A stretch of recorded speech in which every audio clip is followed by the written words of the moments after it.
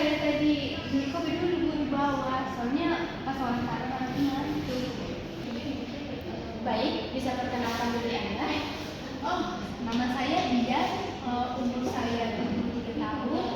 Oh ya, saya lamar kerja di sini juga. Aku sudah lama kerja juga. Terus aku kebetulan ini ada lowongan sampai aku.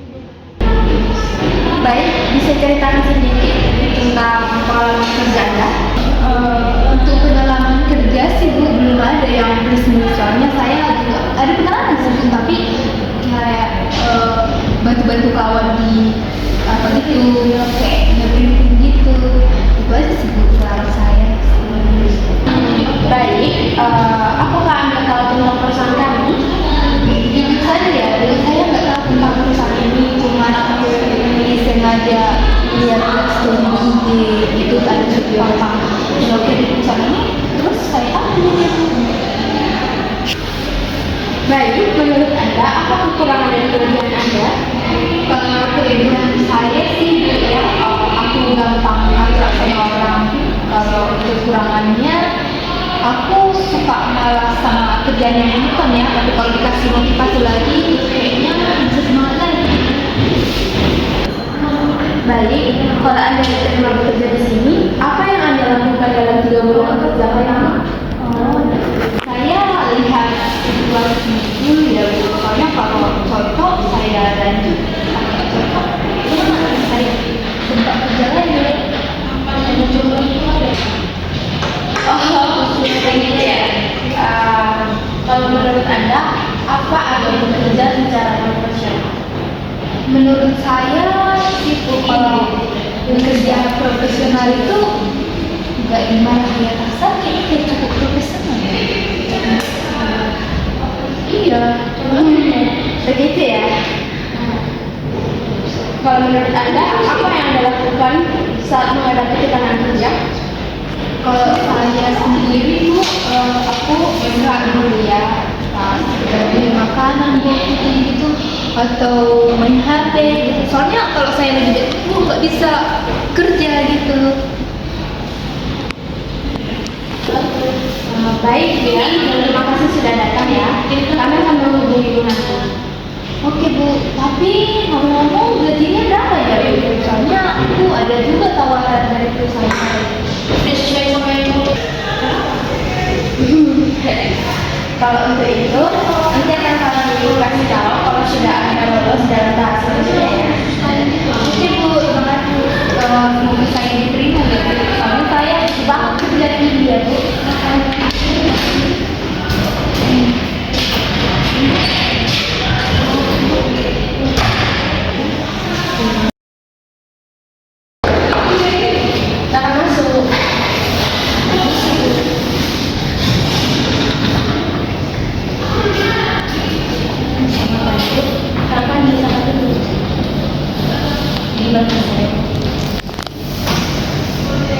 Anda dengan anak selamat itu benar kok, terima kasih atas kesempatannya. Baik Kiki, mari kita mulai. Bisa Anda perkenalkan diri secara singkat? Tentu, nama saya Kiki, usia 23 tahun, lulusan D3 Bahasa Jepang dari Universitas Sumatera Utara. Saya memiliki pengalaman magang selama 6 bulan di bagian administrasi PT Inalum. Selama magang, saya terbiasa mengelola data keuangan dan membantu penyusunan laporan bulanan. Saya tertarik melamar di PT Maju Bersama karena saya ingin mengembangkan keterampilan saya dalam administrasi dan bekerja di lingkungan profesional seperti perusahaan ini. Wah, menarik sekali. Bisa ceritakan apa yang Anda ketahui tentang perusahaan kamu? Dari riset yang saya lakukan, PT Maju Bersama merupakan perusahaan distribusi alat rumah tangga yang telah berdiri lebih dari 10 tahun. Saya juga membaca bahwa perusahaan ini terus berkembang dan telah memiliki cabang di Jakarta, Bandung, Surabaya, dan Medan. Saya mengagumi visi perusahaan yang berfokus pada kualitas dan pelayanan pelanggan, dan saya ingin menjadi bagian dari tim yang berkontribusi pada pertumbuhan tersebut. Wah, bagus sekali. Anda sudah mempelajari perusahaan kami. Lalu, menurut Anda, apa kelebihan dan kekurangan Anda? Kelebihan saya adalah saya teliti, disiplin, dan mampu bekerja dalam tim. Saya juga dengan tenggat waktu yang tepat. Kekurangan saya kadang terlalu fokus sehingga butuh waktu lebih lama menyelesaikan pekerjaan. Tetapi saya sedang belajar mengatur prioritas agar lebih efisien. Bagus. Kalau Anda diterima di sini, apa langkah awal yang akan Anda lakukan dalam 3 bulan pertama? Saya akan berusaha memahami sistem kerja dan budaya perusahaan terlebih dahulu, mempelajari alur administrasi yang ada, dan mencoba berkontribusi melalui ide-ide sederhana untuk meningkatkan efisiensi laporan atau pengarsipan. Saya juga ingin membangun komunikasi yang baik dengan rekan kerja agar bisa bekerja sama dengan efektif. Bagus sekali. Menurut Anda, apa arti bekerja secara profesional? Menurut saya, bekerja profesional berarti bertanggung jawab terhadap pekerjaan, menjaga etika, menghormati rekan kerja, dan memberi hasil terbaik sesuai kemampuan. Profesional juga berarti bisa menerima kritik dan terus belajar untuk memperbaiki diri. Pandangan yang bagus. Kalau boleh tahu, apa motivasi Anda melamar di posisi ini? Saya ingin mengembangkan karir di bidang administrasi.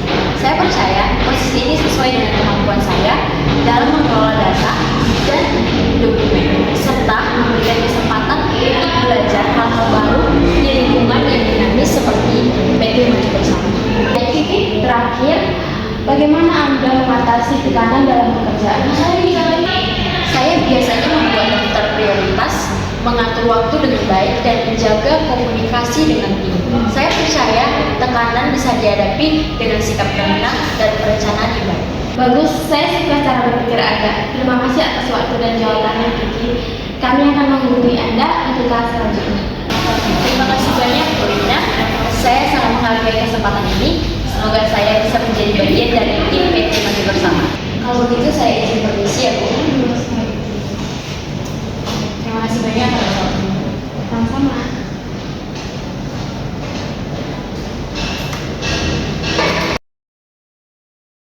Selamat siang teman-teman. Selamat siang. Perkenalkan, nama saya Dewi Purba. Di sini kita akan berdiskusi tentang pentingnya sarapan pagi. Nah, teman-teman di sini, menurut kalian penting nggak sih sebenarnya sarapan pagi? Menurut saya sih kalau sarapan pagi itu nggak terlalu penting, bisa dilewatkan. Karena saya sendiri sering melewatkan sarapan pagi karena jika aku sarapan pagi bisa menyebabkan sakit perut. Jadi aku langsung ke makan siang aja sih. Kalau menurut saya sarapan pagi itu penting sih, Kak. Karena sarapan itu penentuan start tubuh kita untuk memulai hari. Oke, ternyata teman-teman di sini ada yang wajib sarapan pagi dan ada ternyata yang melewatkan sarapan pagi. Ternyata menurut kesehatan, sarapan itu penting. Mengapa penting? Mari kita bahas satu persatu. Sarapan pagi itu penting karena yang pertama untuk mengisi ulang energi tubuh setelah tidur berjam-jam. Nah, saat kita tidur kan, waktu tidur kita sekitar 7-8 jam. Selama itu kita tidak menerima asupan makanan untuk tubuh, sehingga saat kita bangun pagi kita memerlukan energi dan nutrisi untuk melakukan kegiatan sepanjang hari. Yang berikutnya adalah meningkatkan konsentrasi dan fokus. Nah, seringkali kalau kita kelaparan kan kita jadinya nggak fokus. Oleh karena itu kita membutuhkan sarapan sebagai sumber energi untuk melakukan aktivitas sehingga kita dapat konsentrasi dan fokus sepanjang hari. Yang berikutnya adalah menjaga mood dan stamina. Sarapan membantu kita untuk menstabilkan gula darah sehingga suasana hati kita tetap stabil. Yang berikutnya adalah menjaga metabolisme agar tetap sehat. Sarapan pagi membantu kita untuk menjaga kesehatan tubuh dan metabolisme tubuh sehingga sepanjang hari kita tetap terasa sehat dan bugar.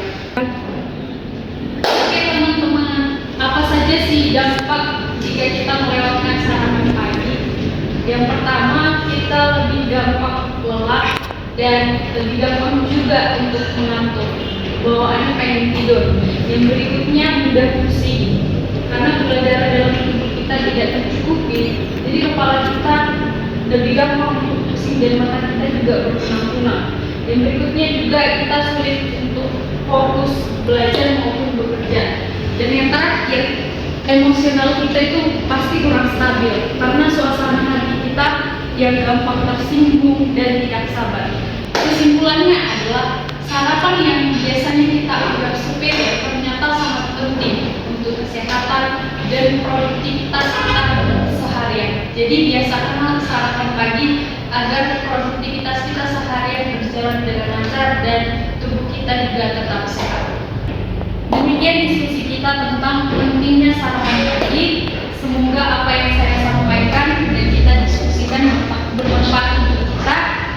Jika ada pengucapan atau kata yang salah dari saya mohon maaf. Terima kasih.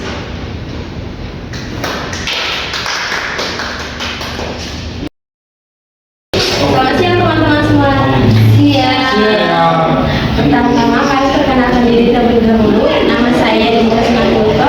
Saya dari Universitas Utama. Saya Jessica Seger. Pada kesempatan kali ini kami akan mengumpulkan materi dengan tema etika dan privasi di media sosial. Apa itu etika media sosial? Seperti yang kita ketahui, media sosial adalah platform online yang memungkinkan orang melakukan ketiga hal ini, yaitu satu, berinteraksi dan berkomunikasi kepada orang lain, seperti chattingan, teleponan maupun video call. Yang kedua yaitu membagikan konten seperti teks, foto maupun video. Seperti kita sering membagikan video dan maupun foto kita ke story kita. Yang ketiga yaitu membangun jejaring sosial secara digital. Seperti contoh, platform yang kita gunakan yaitu Instagram, Facebook, Twitter, TikTok, maupun WhatsApp dan sebagainya. Keamanan di media sosial. Seperti yang kita ketahui, privasi merupakan aspek penting dalam penggunaan media sosial. Saat menggunakan platform ini, kita berbagi data pribadi yang harus dilindungi agar tidak salah digunakan. Menjaga privasi juga berarti tidak menyebarkan informasi yang dapat merugikan diri sendiri maupun orang lain. Baik, untuk materi selanjutnya akan diterangkan oleh teman saya.